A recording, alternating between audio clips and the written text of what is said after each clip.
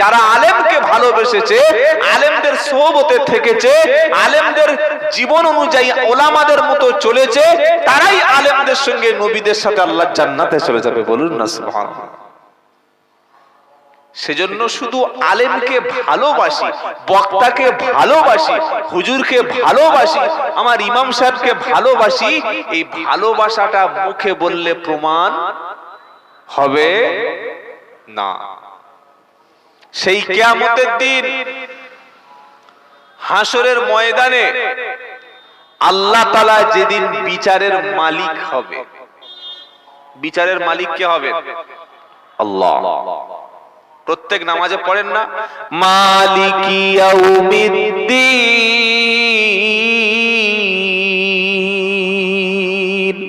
এটা পড়া হয়? পড়ে না? পড়ে না? বিচারের দিনের মালিক হবে আল্লাহ। যেদিন কোন কারোর কথা আল্লাহ শুনতে রাজি হবে না, কেউ কি আল্লাহর সামনে আপনার হয়ে কোন কথা সেদিন বলবে না।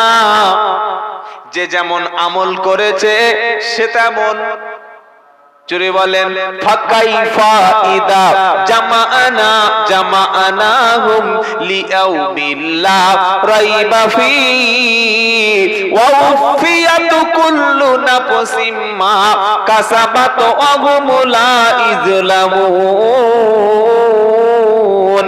3 পারা সূরা আল ইমরানের 24 নম্বর আয়াতে আল্লাহ পাক শোনাচ্ছে, ফাকাইফা ইদা জামাআনাহুম লিয়াউমিল লা রাইবা ফীহি ওয়া উফিয়াত কুল্লু নাফসিম মা কাসাবাত ওয়া হুম লা ইযলামুন। সেদিন কেমন অবস্থা হবে? সেদিন আমি আল্লাহ সবাইকে একসঙ্গে দাঁড় করাবো। আদম আলাইহিস সালাম থেকে আজ পর্যন্ত যত নবী এসেছে, যত উম্মত এসেছে, যত বান্দা বান্দি এসেছে, আল্লাহ পাক সবাইকে সেদিন এক কাতারে দাঁড় করাবে, সবাইকে সেদিন একই কাতারে দাঁড় করাবে। আল্লাহ সেদিন বিচারের মালিক হবে। যে যেমন কর্ম করেছে সে তেমন ফল পাবে। কারোর উপরে আল্লাহ বিন্দু পরিমাণ জুলুম, জোরে বলেন, করবে না। আপনি যতটুকু নামাজ পড়েছেন কাজের হিসাবটা সেদিন মিলে যাবে। যতটা দান সদকা করেছেন প্রত্যেকটা হিসাব আল্লাহ পাক মিল করে দেবে। ওটা হাসরের ময়দানে মানুষ যখন উঠবে কবর থেকে, সেদিন তারা উলঙ্গ অবস্থায় আল্লাহর সামনে দাঁড়াবে। আল্লাহর নবীর স্ত্রী আম্মা জান আয়েশা সিদ্দিকা রাদিয়াল্লাহু তাআলা আনহা আল্লাহর নবীকে জিজ্ঞাসা করলেন, আল্লাহর নবী, এই কিয়ামতের দিনেতে মানুষ যদি উলঙ্গ অবস্থায় আল্লাহর সামনে উঠে দাঁড়াবে, সেদিন কি মানুষের কোনো লজ্জা হবে না? আপনারা উলঙ্গ লোক দেখেছেন? এ বাবা, উলঙ্গ লোক দেখেছেন? উলঙ্গ লোক দেখেননি? আপনারা কেউ দেখেননি? কোথায়? পাগল, ভালো মানুষ দেখেননি, তাই তো? ভালো মানুষ যদি দেখতে চান আমার সঙ্গে কালকে চলুন, দেখে দিচ্ছি। কোথায় আছে জান বলবো? এই বলবো, গঙ্গা সাগর বলে একটা জায়গা আছে, হ্যাঁ? ওরে সর্বনাশ, সুন্দরবনের জঙ্গল খুলে বসে আছে। দেখলে হার্ট অ্যাটাক হয়ে যাবে যে মানুষ এখন এইরকম হয়। ছি ছি ছি ছি ছি। আপনার কতটা ভাগ্য ভালো যে আপনি পোশাক পরে বসে আছেন। বলুন না সুবহানাল্লাহ। আপনি কোন ধর্মের অনুসরণ করেন এখনো জানেন না, যে ইসলাম আপনাকে কাপড় পরানো শিখিয়েছে। বলুন সুবহানাল্লাহ। যাবেন গঙ্গা সাগরে, গোটা দেহ ছাই মেখে মাল লম্বা হয়ে শুয়ে আছে, সামনে চুল, পিছনে চুল, পাছায় চুল, সব জায়গায় চুল। ছি ছি ছি। আল্লাহু আকবার। আমি কারো ধর্মের নিন্দা করছি না, তো অরিজিনাল মাল যদি দেখতে চান ওখানে চলে যাবে। অরিজিনাল টাটকা মাল পড়ে আছে। কিছু বুঝতে পেরেছেন বাবা? তো এবার বলুন, একটা জলসায় যদি কোনো বক্তা আসে, ন্যাংটা বক্তা, লোক জুতো মেরে ন্যাংটা ওয়াজ করতে কেউ বলবে? বলেন। কোন শ্রোতা যদি 10 জন ন্যাংটা হয়ে বসে থাকে, মানুষ ঢিল মারবে না? মারবে না? বলবে না ভাই? আর আল্লাহর নবী বললেন কিয়ামতের দিন গোটা হাসরবাসী সবাই ল্যাংটা উলঙ্গ, কারোর পোশাক থাকবে না। আল্লাহ তাআলা সর্বপ্রথম মুহাম্মদ সাল্লাল্লাহু আলাইহি ওয়াসাল্লামকে, নবী ইব্রাহিম আলাইহিস সালামকে পোশাক পরতে দেবেন। জোরে বলুন সুবহানাল্লাহ। আল্লাহর নবী যখন এই কথাটা বলেছেন, বক্তব্য বুঝে নেবেন ভাই। যদি একটা সুদ দিই না, এক্ষুনি 2 ঘন্টা চলে যাবে, তাতে আপনারা কিছু বুঝতে পারবেন না। আয়েশা সিদ্দিকা জিজ্ঞাসা করলেন, নবী সেদিন কি লজ্জা লাগবে না? সবাই উলঙ্গ, লজ্জা লাগবে না? এই প্রশ্নটা একটা নারী করতে পারে না? পারে না? বলেন না। আল্লাহর নবী বললেন, আয়েশা কিয়ামতের কঠিন মুসিবতের দিনেতে যে সূর্য পৃথিবী থেকে 13 লক্ষ গুণ বড়, যে সূর্য পৃথিবী থেকে 9 কোটি 30 লক্ষ মাইল দূরে, ওই সূর্যটাকে আল্লাহ টেনে মাথার উপরে আনবে। সূর্যের তেজস্ক্রিয়তা, সূর্যের তাপে গুনাহগার ব্যক্তির মাথার ঘিলুগুলো টকবক করে ফুটবে। নাক দিয়ে মুখ দিয়ে গুনাহগার ব্যক্তির সমস্ত শরীরের অঙ্গ প্রত্যঙ্গ ঘিলুগুলো টপ টপ করে খসে যাবে। ওই অবস্থায় কেউ কারণ লজ্জাস্থান দেখার সাহস করবে না। আহা, কি অবস্থা বুঝতে পারছেন? কি কার দিকে ফিরে তাকাবে ভাই? সবাই আমরা বসে বক্তব্য করছি, আমি আব্দুল্লাহ জুবায়ের ওয়াজ করছি, আপনারা আমার কলেমার ভাই বসে বসে ওয়াজ শুনছেন। হঠাৎ যদি এই দিক থেকে 7 ফুট ওজনের একটা কেউটো সাপ ঢোকে, ক ফুট কেউটো সাপ? বোঝেন? 7 ফুটের মাল। আচ্ছা, আপনারা বসবেন তো? হ্যাঁ, ছুটবে কোন দিকে? কত লুঙ্গি খুলে পড়ে থাকবে আল্লাহ জানে। আরে বাবা, নিজে বাঁচলে বাপের নাম, চল বাড়ি যাবো, বক্তা বক্তা থাক, সব এখন আলোচনা থাক, চেয়ার ফেলে চলে যাবে না? এটা সাপ দেখে এই করছেন। সামনে হাজির করানো হবে আগুন।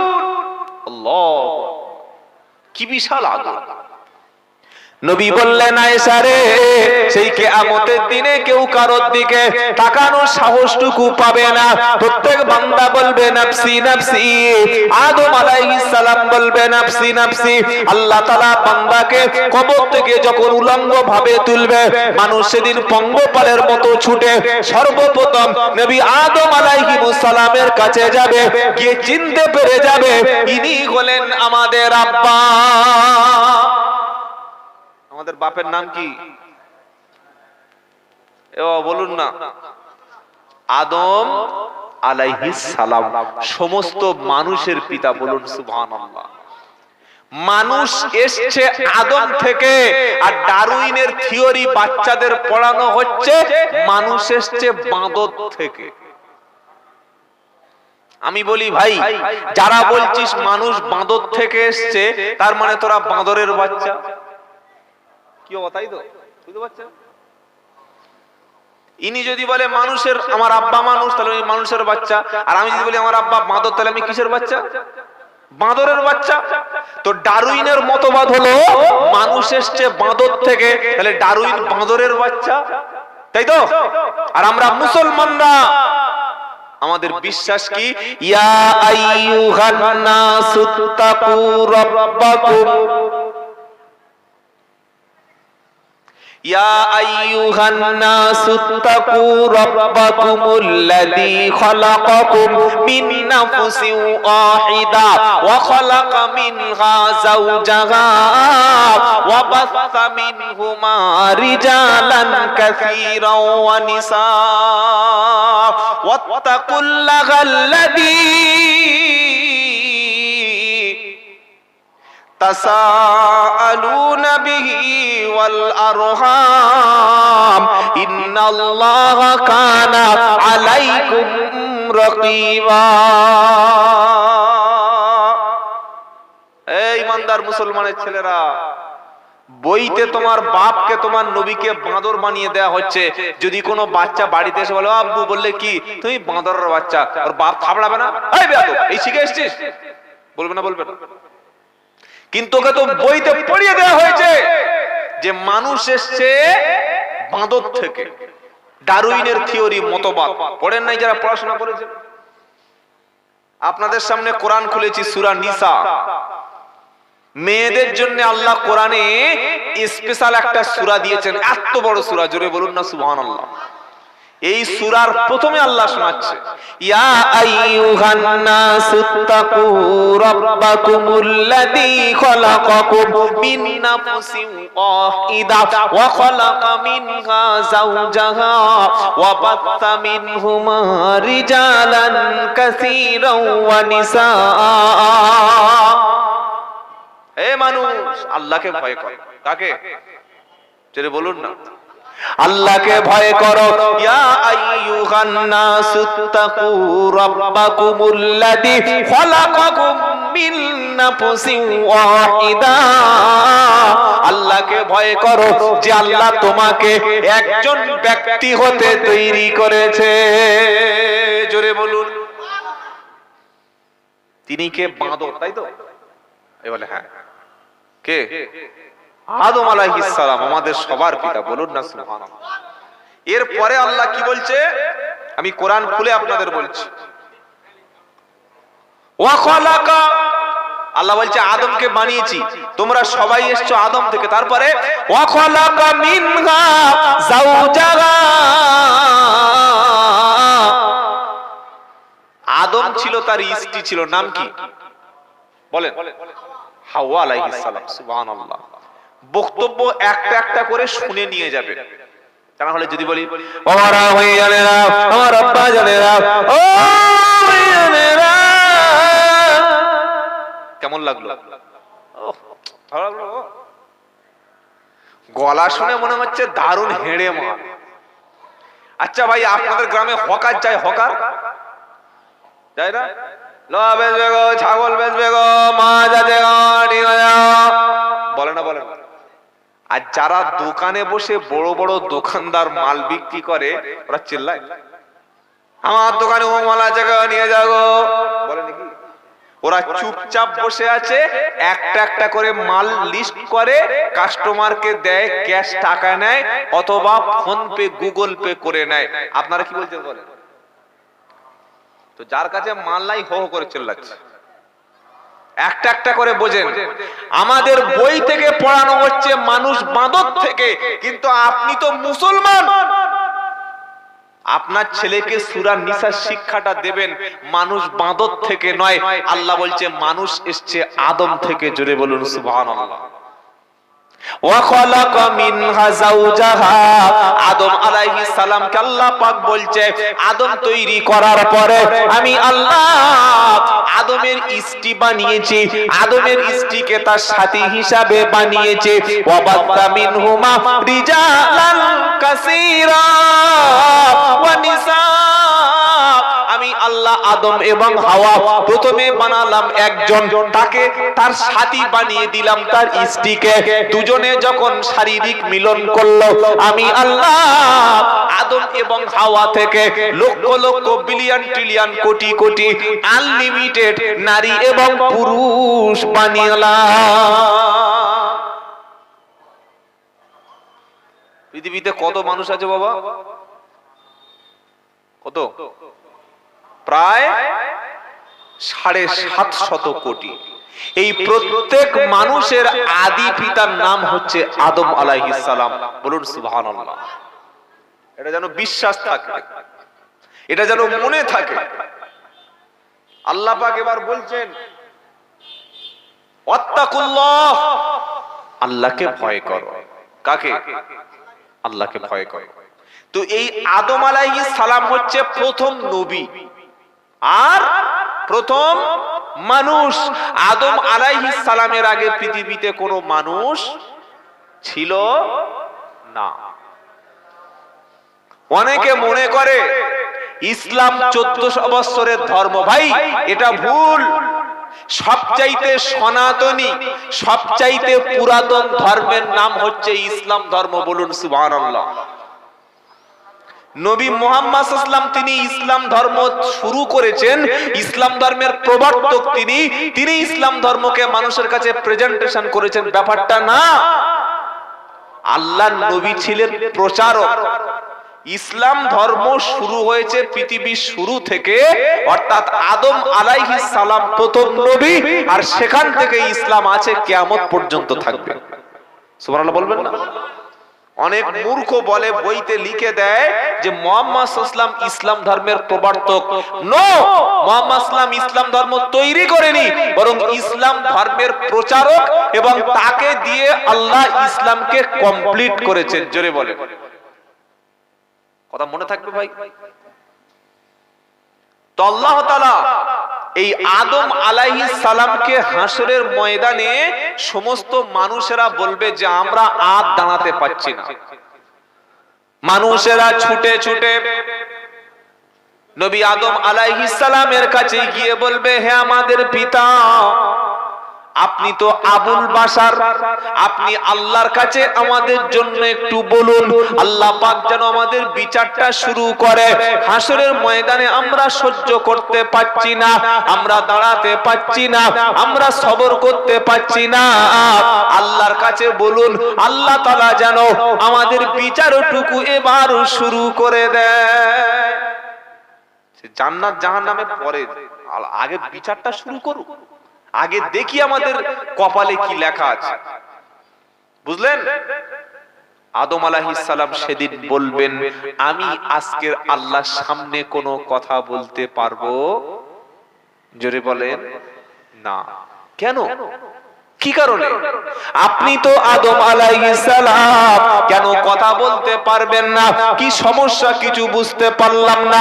আদম আলাইহিস সালাম বলবে, আমার সন্তানেরা শোনো, আমি জান্নাতে ছিলাম, আল্লাহ পাক আমাকে জান্নাতে সৃষ্টি করার পরে বললেন, ইয়া আদম উসকুন আনতা ওয়া যাওজুকাল জান্নাতা ওয়া কুলা মিনহা রাগাদান হাইতু শিইতুমা ওয়ালা তাকরাবা হাদিহিস শাজারাতা ফাতাকুনা মিনাল যালিমিন।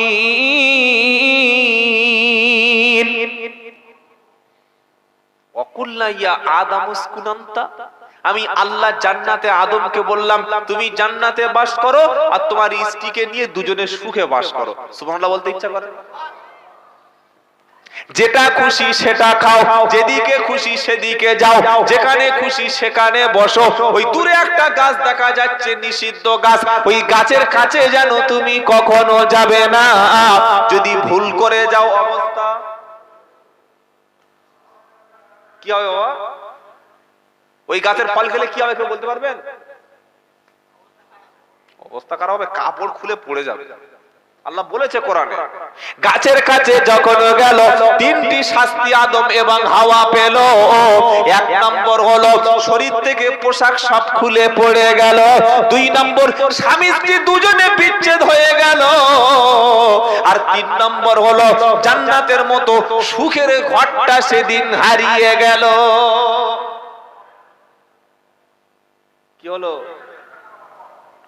অপরাধ বা ভুল বা আল্লাহর যে হুকুম ছিল একটা মাত্র কথা ফেল করেছে। ভাই কটা? জোরে বলেন। একটা। আল্লাহর নির্দেশ ছিল ওয়ালা তাকরাবা হাদিহি শাজারাতা, যেখানে খুশি সেখানে যাবে, যে ফল খুশি সে ফল খাবে, যেখানে খুশি মন চাইবে বসবে। কিন্তু ওই যে দূরে একটা নিষিদ্ধ গাছ দেখা যাচ্ছে, আদম খুব ভালো করে দেখো, ওই গাছের কাছে ভুলেও যেন যেও না। গিয়েছিল তো? এই গিয়েছে না যায় নাই? শুধু গেছে, নিজের বউকেও নিয়ে গেছে। কি বুঝলেন? আদম খেয়েছে আর হাওয়া খেয়েছে, দুজনে এমন খাওয়া খেয়েছে সঙ্গে সঙ্গে কাপড় সব খসখস করে খুলে পড়ে গেছে। যেই কাপড় খুলে পড়ে গেল, বিশাল বড় বৃক্ষ ছিল, তার পাতা আদম আলাইহিস সালাম 3টি নিয়ে লজ্জাস্থান ঢেকে দিল, ইষ্টি হাওয়া 5টি পাতা নিয়ে উপরে শরীরে 2টো, নিচে 3টে, 5টা ঢেকে নিল। সেজন্য পুরুষের মৃত্যুর পরে কাপড় দিতে হয় 3টি, আর নারীর মৃত্যুর পরে কাপড় লাগে, জোরে বলেন, 5টি। জীবিত অবস্থায় মেয়েদের মাথায় কাপড় দিতে নাই, মরে গেলে মাথায় কাপড় দিতে হয় ভাই, তাই তো নাকি? আচ্ছা তাই তো বলতে বল, কি বলছেন? জ্যান্ত মেয়েদের পর্দা নাই, জ্যান্ত মেয়েরা খোলা জায়গায় গোসল করবে। বাড়ির ভাবিরা, চাচিরা, একদম ইয়ং মেয়েগুলো যেখানে সেখানে গোসল করছে, বুকে ওড়না নাই, মাথায় কাপড় নাই, কেউ বলার নাই, ওদিকে তাকানো যাবে না। আমাদের মেয়েদের দেখছে হুজুরের নজর খারাপ। তো তুমি তো লাইট ঝুলে রেখেছো, পোকা সেখানে যাবে ভাই। তুমি শ্যাম্পুর পাতা ঝোলালে লোক তো হাত মারবে ভাই। তুমি ঢাকো না, কে ওদিকে তাকায় দেখে। তেঁতুল ঝুললে তো, তেঁতুল দেখলে তো লোকের জিভে জল আসবে। কাক যদি বেল হাফ পেকে ফাটিয়ে রাখে, লোক তো সেখানে টেস্ট করে খাবে। পর্দার দরকার ছিল জ্যান্ত মহিলাদের, জীবিত মহিলাদের। সারা জীবন মাথার চুল খুলে, বুকের অংশটা খুলে, পিঠের অংশটা খুলে, দেওয়ার দেখেছে, ভাসুর দেখেছে, দোকানদার চেনে, ওই রেশন ডিলার চেনে, এলআইসি অফিসার চেনে, বন্ধন অফিসার চেনে, আর মরে গেছে। এইবার বলছে 6টা কাপড় দিয়ে ঢেকে দে, পর্দা করা ফরজ। আচ্ছা, মরে গেছে কোন মেয়ে ছেলের মুখ, চেহারা, পেট, পিঠ, পা, ঠ্যাং, মাথা, চুল, কান কেউ দেখবে? কি হবে? মরে গেছে। মরে যাওয়ার পরে আমাদের বলা হলো ঢেকে দাও, পর্দা করা ফরজ। আর জীবিত ছিল পড়লে হয়, না পড়লে হয়। সেজন্য মেয়ের বাবা যারা এসেছেন, যারা স্বামী এখানে এসেছেন, বড় ভাই এসেছেন, আপনার কন্যা, আপনার বোন, আপনার স্ত্রী, এটা আল্লাহর পক্ষ থেকে একটা রহমত। বলুন সুবহানাল্লাহ। এটাকে হেফাজত করবেন। এটা কি যাচ্ছে বলুন তো, এটার নাম কি? কুকুর। আচ্ছা, কুকুরের পিছনে লেজ আছে না ভাই? এরকম মোটামুটি 8-10 ইঞ্চি একটা মাল, সাইজের মাল আছে। আল্লাহ লেজ দিয়েছে কেন? পিছনের মালগুলো ঢেকে রাখে। কি বুঝলেন? বিড়ালের লেজ আছে, গরুর লেজ আছে, গাধার লেজ আছে, ছাগলের ছোট্ট একটা 6 ইঞ্চি মাল নাই আছে না? নাই কেন? লজ্জাস্থান ঢাকার জন্য। আল্লাহ মানুষকে কোনো লেজ দেননি, দিয়েছে? দেননি। মানুষকে বুদ্ধি দিয়েছে, দিয়ে বলেছে তোমার শরীরটা তুমি ঢেকে রাখো, আমি আল্লাহ তোমার মর্যাদা বাড়িয়ে দেবো। জোরে বলো। আদম আলাইহিস সালাম যখন নিষিদ্ধ ফল খেলো, ভুল করলো একটা, শাস্তি পেল 3টে। ভুল করলো একটা, শাস্তি পেল 3টে। প্রথম শাস্তি হলো পোশাক সব খুলে গেল। দ্বিতীয় শাস্তি হলো জান্নাত থেকে আল্লাহ তাড়িয়ে দিল। তৃতীয় শাস্তি হলো বিবিটা দূরে আল্লাহ সরিয়ে দিল।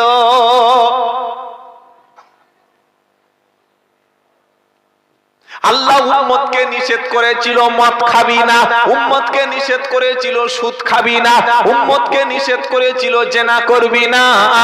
উম্মত যখন নিষেধ শুনলো না, আজকের উম্মত কেউ আর ভালোতে শান্তিতে থাকতে পারলো না। আদম আলাইহিস সালাম কিয়ামতের দিন বলবে, হে আমার সন্তানেরা, আমি তোমাদের হয়ে আল্লাহর পক্ষে কোনো, তোমাদের পক্ষে হয়ে আল্লাহর সামনে কোনো কথা বলতে পারবো না, কারণ আমার বড় লজ্জা লাগে। আল্লাহ পাক সেদিন জান্নাতে বলেছিল, ওয়ালা তাকরাবা হাদিহি শাজারাতা, আদম রে তুমি নিষিদ্ধ গাছের কাছে যাবে না। যদি তুমি সেই জায়গায় যাও, তাহলে তুমি অত্যাচারীদের দলে চলে যাবে, তুমি বড় ভুল করবে। শয়তান এসে পিছনে আমার ধোঁকা দিল, শয়তানের ওয়াসওয়াসায় পড়ে আমি ভুল করে সেদিন নিষিদ্ধ ফল খেয়েছিলাম। জানি না আজ হাসরের ময়দানে আল্লাহ আমার সাথে কি ব্যবহার করবে। আমি তোমাদের পক্ষে নিয়ে আল্লাহর সামনে আজকের কোনো কথা বলতে পারবো না। নবী কথা বলতে ভয় পাবে। আর মিলাদের দিন ইমাম সাহেবের বড় মুরগির মাথা খাইয়ে, মাথা এরকম পাকড়ি পরে, 4 বাড়ি মিলাদ হচ্ছে, সে এমন করে বসে আছে না যেন জিবরাইলের খালাতো ভাই।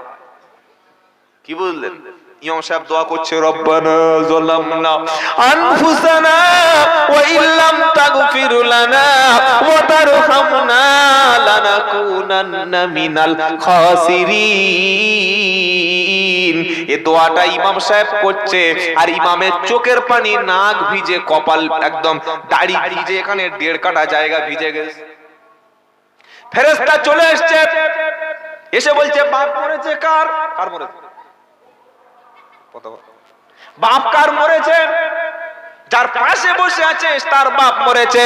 তার চোখে এক ফোঁটা পানি আসলো না, তার কান্নার কোনো সিন দেখতে পেল না। আর বাপটা যার জ্যান্ত আছে, বসে আছে কাঁচা মাওলানা, এত চোখে পানি এসেছে, এবার রক্ত বার হবে, পানি খুঁজে পাওয়া যাবে না।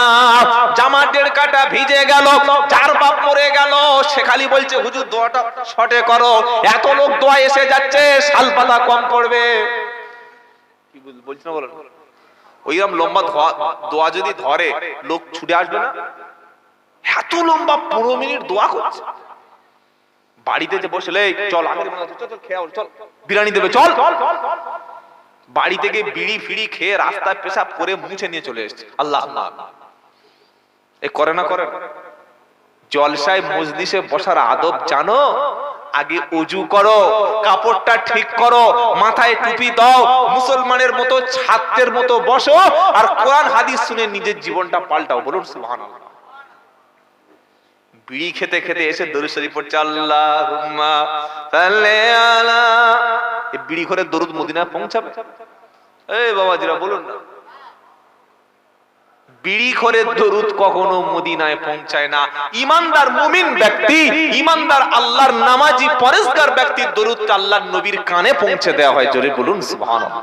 নবীজি কানে শুনতে পান, আল্লাহ সেই ক্ষমতা কবরে ফিরিয়ে দেন, কারণ আল্লাহর নবী আলমে বারজাক হায়াতের জিন্দেগিতে তিনি জীবিত আছেন। জোরে বলুন সুবহানাল্লাহ। এই বাবাজিরা, সোনা লালেরা, জ্ঞানী জোড়েরা, সুধী মানুষরা, আদম নবী বলবে আমার দ্বারা সম্ভব না, আমি পারবো না। তা বললো উপায়? আদম আলাইহিস সালাম বলবে আজকের একটা রাস্তা আছে।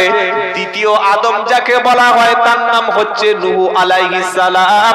যাও তোমরা নূহ নবীর কাছে যাও, তিনি মনে হয় তোমাদের কোনো একটা রাস্তা হয়তো বলে দেবে।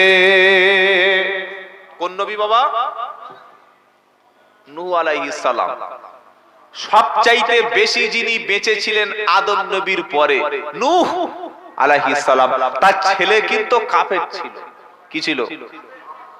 এরকম অনেক সময় হয় না, বাপ বড় নামাজি পরেশগার ইমানদার, আর ছেলে পাকা চিটিংবাজ, হয় না বাবা? তো এটাকে দেখে আমরা কখনো বলবো বাপ ভালো না? এটা বলা যাবে? বাপ ভালো মানুষ, ছেলে বাঁদর হতে পারে। বাপ ভালো মানুষ, ছেলে মদখোর হতে পারে। বাপ একজন ওলি মানুষ, বাপ হাফেজ মানুষ, ইমাম সাহেব মানুষ, ছেলে পকেটমার হতে পারে না? পারে না? এজন্য দোষ কি বাপের? বাপ চেষ্টা করেছে, বাপ শিক্ষা দিয়েছে, বাপ অনেক কোশিশ করেছে, কিন্তু বাঁদরটাকে মানুষ বানাতে পারে। তো আদম আলাইহিস সালামের পরে হাসরবাসীরা চল চল চল, কোথায় নূহ আছে খুঁজে দেখবো, চল চল চল। নূহ কোথায় গো? নূহ নবী কোথায় গো? ওই হযরত নূহ নবী বসে আছে। তিনি বসে বসে কি বলবেন জানেন? ইয়া নাফসি নাফসি নাফসি নাফসি নাফসি নাফসি নাফসি, আমার কি হবে, আমার কি হবে, আমার কি হবে, আমার কি হবে। একজন নবী, চিন্তা করতে পারছেন? কখনো ভেবেছেন? এই বাবাজিরা, নবী বলছে আমার কি হবে, আমার কি হবে। কোথায় তোমার ইমাম সাহেব আর কোথায় বক্তা সাহেব? ভাবো কথাগুলো, বসে বসে ভাবো। হাসরবাসীরা বলবে আসসালামু আলাইকুম ইয়া নূহ, হে আল্লাহর নবী নূহ, আপনি 8.5 থেকে 900 বছর বেঁচে ছিলেন। 800 বছর আপনি মানুষের কাছে কলেমার দাওয়াতটা পৌঁছে দিয়েছিলেন। সকালে মানুষকে বুঝিয়েছেন, রাতে বেলা মানুষকে বুঝিয়েছেন, আল্লাহর কলেমার প্রচার করেছেন, মুসলমান হওয়ার জন্য মানুষকে দাওয়াত শুনিয়েছেন। 8 থেকে 850 বছর মানুষের কাছে দাওয়াত দিয়ে মাত্র 80টা ব্যক্তি কলেমা পড়ে মুসলমান হয়েছিল। কটা? 80টা। 850 বছর। হাসরবাসী বলবে নবী নূহ আল্লাহর কাছে আমাদের জন্য একটু সুপারিশ করো, একটু আল্লাহর কাছে বলো আল্লাহ তাআলা যেন বিচারটা শুরু করে দেয়, কষ্ট সহ্য করতে পারছি না। কারণ অবস্থাটা কেমন হবে, ফাইদা বারিকাল বাসার ওয়া কাসাফাল কমার ওয়া জুমিআশ শামসু ওয়াল কমার ইয়াকুলুল ইনসানু ইয়াউমা ইদিন আইনাল মাফার কাল্লা লা ওয়াজার ইলা রাব্বিকা ইয়াউমা ইদিনিল মুস্তাকার। কিরকম পরিস্থিতি হবে আল্লাহ কোরআনে খুলে খুলে বলছে। ফাইদা বারিকাল বাসার, চোখ থাকবে কিন্তু চোখে দৃষ্টি থাকবে না। ওয়াকাসাফাল কমার, আল্লাহ পাক বলে চাঁদের আলোটা সেদিন নিভে যাবে। ওয়াজুমিআশ শামসু ওয়াল কমার, চাঁদ এবং সূর্যকে আমি আল্লাহ সেদিন এক করে দেব। ইয়াকুলুল ইনসানু ইয়াউমা ইদিন আইনাল মাফার, মানুষ সেদিন বলবে কোথায় পালাবো, কোন দিকে যাব, কে আশ্রয় দেবে, কোথায় পালাবো। এই রকম কঠিন পরিস্থিতিতে আল্লাহ পাক আরো শোনাচ্ছে, নামাজি ব্যক্তি তুমি তৈরি হয়ে যাও। এই ইমানদার যুবকেরা, নবীর প্রেমিকরা, হাসরের ময়দানে কঠিন পরিস্থিতি হবে, এখন থেকে তৈরি হয়ে যাও। নামাজটা ধরে নাও, মুখে দাড়ি রাখতে শুরু করো, পাঞ্জাবি পড়তে শুরু করো, মদের বোতলটা ছেড়ে দাও। আল্লাহর ঘর মসজিদ তুমি চিনে নাও, সেদিন কিন্তু তুমি আল্লাহর নবীকে চিনতে পেরে যাবে। জোরে বলুন সুবহানাল্লাহ। রাসূলের মহব্বত দিলে আছে তো ভাই? আছে না নাই? আছে ইনশাআল্লাহ। সকাল পর্যন্ত থাকবে? হ্যাঁ, ফজরের সময় দেখা যাবে। কি বুঝলেন?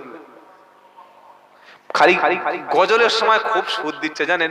ভুলে যেতে চাইলেও ভোলা যায় না, ভুলে যেতে চাইলেও ভোলা যায় না, আমার জান মদিনা, আমার প্রাণ মদিনা, ভুলে যেতে চাইলেও ভোলা যায় না।